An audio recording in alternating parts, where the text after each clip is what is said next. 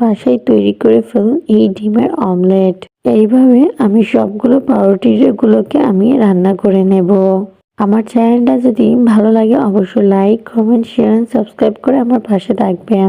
আপনাদের এক একটা like, comment, share and subscribe আমার ভিডিও বানাতে অনুপ্রেরণা যোগায়।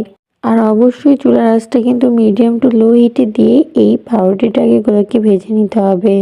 না হলে কিন্তু খেতে কিন্তু স্বাদ হবে না, উপরে পুড়ে যাবে, ভেতরে কিন্তু তেমন একটা টেস্টি হবে না। মিডিয়াম টু লো হিটে দিয়ে সবগুলো পাউরুটিগুলো কিন্তু ভেজে নিতে হবে। ডিমের অমলেটটা আপনারা কিন্তু বাচ্চাদের টিফিনেও দিতে পারেন।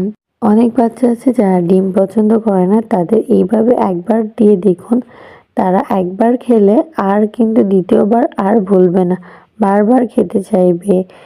এই তো আমার সবগুলো পাউরুটির এই অমলেটগুলো ভাজা ডান। এইবার আমি একটা প্লেটে উঠিয়ে নিলাম।